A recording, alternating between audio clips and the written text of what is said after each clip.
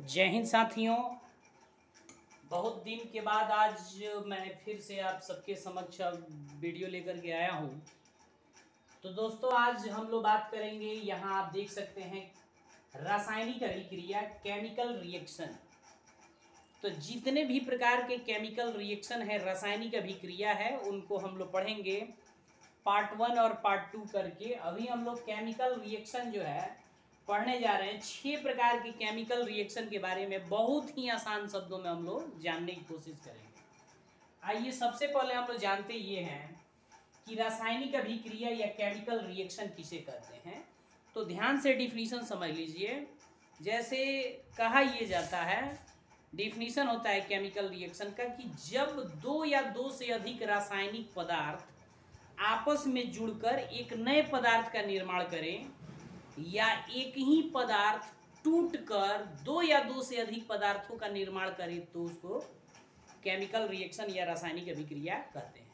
यानी कि दो या दो से ज्यादा पदार्थ आपस में यदि मिल रहे हैं और मिल करके एक पदार्थ का निर्माण कर रहे हैं तो वो भी केमिकल रिएक्शन है। और यदि एक ही पदार्थ टूट रहा है और टूट करके दो का निर्माण कर रहा है तो वो भी केमिकल रिएक्शन है। जैसे एक एग्जांपल के द्वारा आप लोग समझ सकते हैं कि यहाँ H2 है हाइड्रोजन और यहाँ O है H2O। यहाँ H2 है और यहाँ O है, दो अलग अलग तत्व हैं और ये दोनों आपस में जुड़ करके H2O का यदि निर्माण कर रहे हैं तो इसको भी केमिकल रिएक्शन कहेंगे। या फिर दूसरा एग्जांपल H2O है, H2O को हम लोग गर्म कर रहे हैं तो ये गर्म होने के बाद यदि H2+O में विघटित हो जा रहा है तो ये वाला प्रोसेस, ये भी प्रोसेस यानी कि एक पदार्थ का टूट करके दो या दो से अधिक पदार्थों का निर्माण करना, ये भी केमिकल रिएक्शन है, रासायनिक अभिक्रिया है। और यहाँ दो या दो से अधिक, यहाँ दो पदार्थ आपस में जुड़ रहे हैं और जुड़ करके एक पदार्थ का निर्माण कर रहे हैं तो इसको भी हम लोग केमिकल रिएक्शन कहते हैं। यानी हम लोग कह सकते हैं कि दो या दो से अधिक रासायनिक पदार्थों का आपस में जुड़कर एक नए पदार्थ का निर्माण करना केमिकल रिएक्शन है। या एक ही रासायनिक पदार्थ का टूटकर दो या दो से अधिक रासायनिक पदार्थों का निर्माण करना, इन दोनों ही परिस्थिति को केमिकल रिएक्शन या रासायनिक अभिक्रिया कहते हैं। अब दोस्तों लगभग रासायनिक अभिक्रिया केमिकल रिएक्शन 12 प्रकार की होती है। एक वीडियो में इसको समझना संभव नहीं है, तो पार्ट 1 और पार्ट 2 करके हम लोग समझेंगे। अभी 6 केमिकल रिएक्शन को हम लोग समझते हैं। जैसे कह रहा है कि संयोजन अभिक्रिया, संयोजन, तो संयोजन अभिक्रिया यानी कि इंग्लिश में कॉम्बिनेशन रिएक्शन, कॉम्बिनेट करना यानी कि जुड़ना। संयोजन यानी कि संयोजन बना है, संयोजन में मेन जो वर्ड है वो है संयोग। संयोग मतलब जोड़। तो जब दो या दो से अधिक पदार्थ आपस में जुड़कर एक नए पदार्थ का निर्माण करते हो तो उसे संयोजन अभिक्रिया कहते हैं। जैसे आप यहाँ देख सकते हैं कि दो पदार्थ हैं, दो अलग अलग पदार्थ हैं, दोनों पदार्थ आपस में जुड़ रहे हैं, जुड़ करके एक पदार्थ का निर्माण कर रहे हैं। तो इस एग्जाम्पल को भी, इसको भी हम लोग संयोजन अभिक्रिया कह सकते हैं। ये भी संयोजन अभिक्रिया है। दूसरा कह रहा है वियोजन अभिक्रिया। वियोजन का अर्थ होता है अलग होना, टूटना। तो ये कोई रासायनिक पदार्थ है, जैसे कि यहाँ देख सकते हैं कि यहाँ H2O है, इसको गर्म किया गया तो ये टूट गया H2+O में, तो ये वियोजन अभिक्रिया है। इसको वियोजन अभिक्रिया, डिकम्पोजिशन रिएक्शन कहेंगे। या मान करके चलिए कि दूसरा एग्जाम्पल हमने दे दिया, लिखा ZnCO3, zinc carbonate. Zinc carbonate को भी अगर गर्म कर देंगे तो ये बन जाएगा ZnO+CO2। तो यहां भी एक पदार्थ टूट रहा है और कितने, दो नए पदार्थों का निर्माण कर रहा है, दो। तो एक पदार्थों का टूटकर दो या दो से अधिक पदार्थों का निर्माण करना वियोजन अभिक्रिया कहलाता है। तो ये दोनों एग्जाम्पल वियोजन अभिक्रिया के हैं। दोस्तों डिफिनीशन में आप लोग लिख सकते हैं कि जब एक ही पदार्थ टूटकर, जब एक ही रासायनिक पदार्थ टूटकर दो या दो से अधिक रासायनिक पदार्थों का निर्माण करता है तो उसे वियोजन अभिक्रिया कहते हैं या उसको डिकम्पोजिशन रिएक्शन कहते हैं। तीसरा होता है विस्थापन अभिक्रिया। विस्थापन अभिक्रिया में होता ये है कि एक कंपाउंड होता है, एक यौगिक होता है और एक तत्व है। तो यौगिक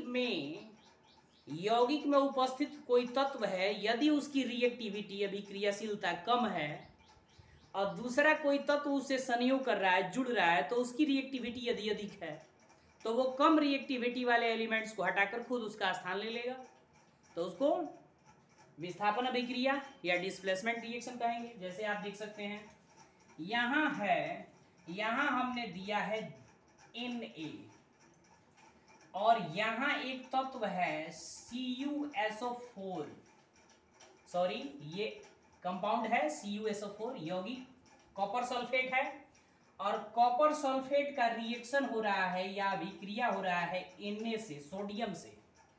तो सोडियम के मुकाबले यानी कि सोडियम की रिएक्टिविटी अभिक्रियाशीलता कॉपर के मुकाबले कम है, तो ये अधिक वाले को हटा करके खुद उसका स्थान ले लेगा। जैसे कि आप देख सकते हैं कि ये सोडियम कॉपर को हटाएगा, खुद उसका स्थान ले लेगा, ये हो जाएगा NaSO4 प्लस Cu। तो इसको डिस्प्लेसमेंट रिएक्शन कहेंगे, विस्थापन अभिक्रिया कहेंगे। यानी कि हम लोग कह सकते हैं कि जब कोई अत्यधिक अभिक्रियाशील तत्व किसी यौगिक में उपस्थित कम अभिक्रियाशील तत्व को हटाकर खुद उसका स्थान ग्रहण कर ले तो उसको विस्थापन अभिक्रिया कहते हैं।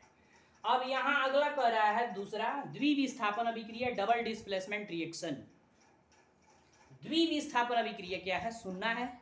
दो कंपाउंड है और दोनों ही कंपाउंड यदि अपने ही समूहों की अदला बदली कर ले, एक्सचेंज कर ले अपने समूह को, तो उसको द्विविस्थापन अभिक्रिया कहते हैं। जैसे कि आप देख सकते हैं यहाँ दिया हुआ है, ये है, मान लिया जाए कि हमने लिखा MgSO4 और यहाँ लिख लिए ZnNO3। तो ये दोनों ही यौगिक यदि अपने अपने समूह की अदला बदली कर लेते हैं, ये Mg जो है SO4 के साथ है और ये SO4 का साथ छोड़ करके चला गया NO3 के साथ, और ये Zn जो है NO3 के साथ है, इसका साथ छोड़ करके ये आ गया इधर SO4 के साथ।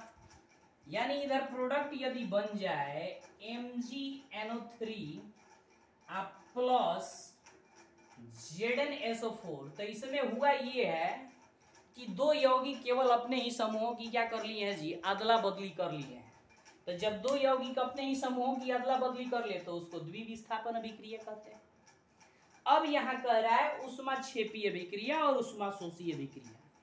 जिस केमिकल रिएक्शन को पूरा होने के लिए बाहर से ऊष्मा लगानी पड़े तो वो ऊष्माशोषी है, और जो केमिकल रिएक्शन होने के बाद प्रोडक्ट बने और साथ ही साथ ऊष्मा वो खुद यदि दे तो वो ऊष्माक्षेपी है। जैसे चूना है, कली चूना का रासायनिक संकेत CaO, कैल्शियम ऑक्साइड।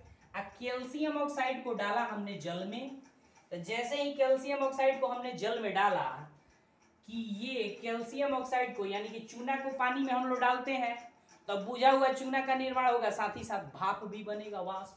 तो ये बन जाएगा CaOH होल ट्वाइस प्लस ऊष्मा उत्पन्न होगा, भाप निकलेगा उसके अंदर से। तो यहाँ केमिकल रिएक्शन के बाद ऊष्मा अंदर से निकल रहा है, इसलिए ये कहलाएगा ऊष्माक्षेपीय अभिक्रिया। और जिस रासायनिक अभिक्रिया में यदि रासायनिक अभिक्रिया को पूर्ण होने के लिए ऊष्मा देनी पड़े बाहर से तो उसको कहेंगे ऊष्माशोषी अभिक्रिया। जैसे प्रकाश संश्लेषण की अभिक्रिया है। प्रकाश संश्लेषण की अभिक्रिया में जल और कार्बन डाइऑक्साइड यानी कि 6H2O 6CO2 यानी कार्बन डाइऑक्साइड मिलते हैं, मिल करके 6 ये ग्लूकोज का निर्माण करते हैं, साथ ही साथ H2O बनता है और ऑक्सीजन भी बनता है। यानी कि प्रकाश संश्लेषण की क्रिया में ग्लूकोज, जल और ऑक्सीजन का निर्माण होता है। तो ये जल और कार्बन डाइऑक्साइड ये आपस में अभिक्रिया करेंगे। अभिक्रिया करने के लिए यहाँ क्लोरोफिल भी चाहिए, और क्लोरोफिल के अलावा सूर्य का प्रकाश चाहिए, प्रकाश, तो प्रकाश एक प्रकार का उष्मा है कि नहीं, है ना। तो यदि प्रकाश नहीं दिया जाए तो यहाँ ये रिएक्शन पूर्ण नहीं होगा। तो इस रिएक्शन को पूरा होने के लिए बाहर से उष्मा देनी पड़ रही है, इसलिए ये उष्मा शोषी अभिक्रिया है। और यहाँ उष्मा ये खुद हम लोगों को दे रहा है, तो ये उष्मा क्षेपीय अभिक्रिया है। तो दोस्तों पार्ट 2 करके हम लोग मिलते हैं अगले वीडियो में और पढ़ते हैं केमिकल रिएक्शन का अगला प्रकार। जय हिंद। वीडियो अगर अच्छी लगी हो तो शेयर करना और सब्सक्राइब करना ना भूलें। मिलते हैं अगले क्लास में, तब तक के लिए धन्यवाद।